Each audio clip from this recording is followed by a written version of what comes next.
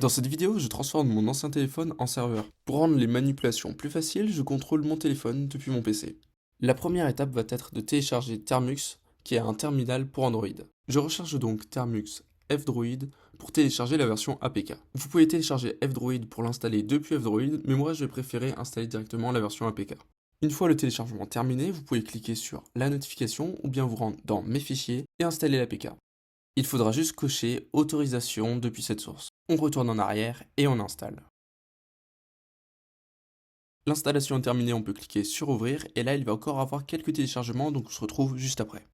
Nous voilà sur le terminal, la première chose qu'il va falloir faire c'est le mettre à jour. Pour cela on fait pkg update, ce qui va permettre de mettre à jour les paquets.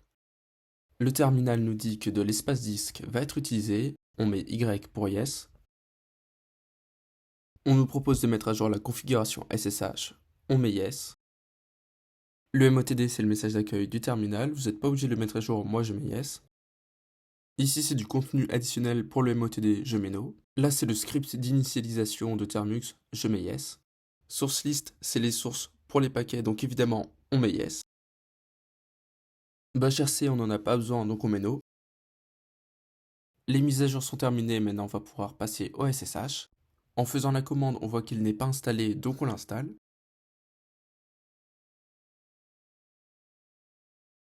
On met Yes.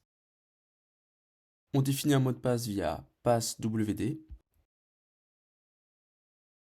On utilise Nmap pour voir les ports ouverts. De nouveau, c'est pas installé, donc on l'installe. Pour l'espace disque, on met Yes.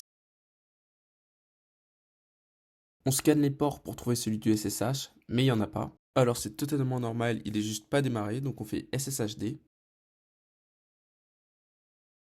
On a donc le port 8022. Enfin, on a besoin de l'IP local du téléphone. Pour cela, on fait IP ADDR. La commande n'est pas installée, donc on fait pkg install iproute 2. On trouve l'IP du téléphone. Comme c'est une IP locale, elle devrait commencer par 192. On peut maintenant passer sur le terminal du PC pour se connecter en SSH. On tape donc SSH suivi de l'IP du téléphone. On ajoute "-p" pour préciser le port. On met Yes et maintenant il suffit d'entrer le mot de passe que vous avez défini. Ça y est, maintenant on est connecté, alors je vais installer quelques dépendances pour pouvoir héberger un bot Discord. J'avais perdu ma voix donc j'ai dû réenregistrer cette partie, vous inquiétez pas. Bref, on commence par installer Node.js. On accepte encore une fois avec Y.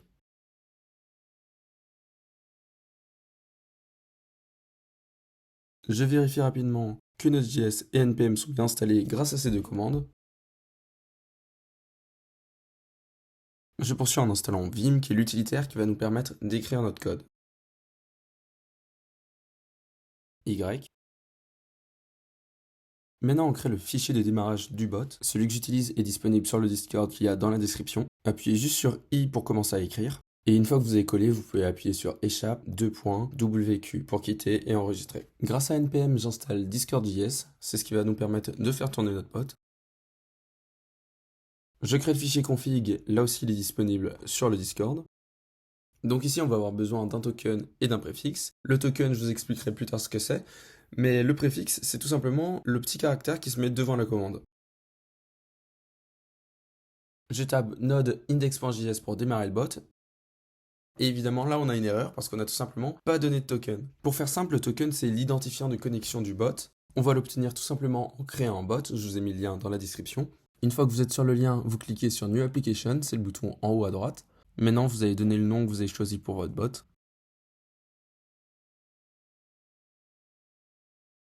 On accepte les termes du service Discord.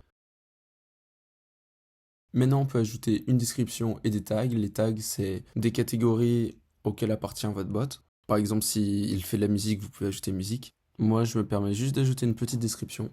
J'enregistre, maintenant il ne me reste plus qu'à récupérer le token.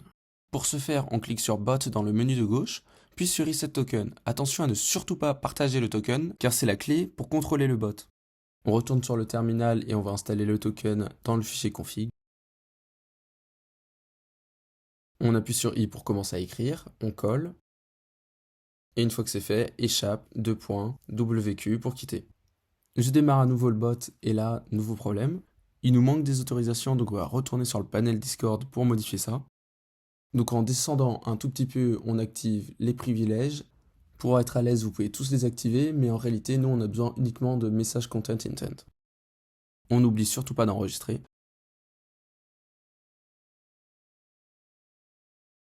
Cette fois-ci, le bot a bien démarré, alors on va l'inviter sur notre serveur pour le tester. On va cette fois-ci dans la partie authentification du panel Discord.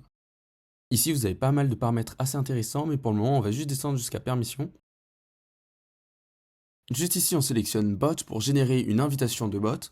Je vous conseille de sélectionner admin pour être tranquille et ne pas avoir de problème de permission. Ensuite, juste en dessous, vous avez un lien qui a été généré avec les autorisations sélectionnées pour inviter le bot Discord. J'ajoute le bot sur le serveur, alors n'oubliez pas que les gens qui ont le lien d'invitation ne sont pas admin du bot. Par contre, si vous donnez le token, n'importe qui pourra se connecter et contrôler le bot à distance. Donc ne partagez surtout pas le token. Le bot a bien rejoint le serveur et on voit qu'il est en ligne, donc c'est super. Si vous avez pris mon index, vous devriez avoir une commande ping, je tape ping et le bot répond pong, c'est bon, tout fonctionne. Pour arrêter le bot, on retourne dans le terminal et on fait CTRL-C. Voilà, c'est déjà tout pour aujourd'hui. La prochaine fois, on verra comment améliorer le système. Si vous avez des questions, n'hésitez pas à les poser en commentaire ou sur le Discord. Moi, je me ferai un plaisir d'y répondre. Sur ce, moi, je vous dis à la prochaine.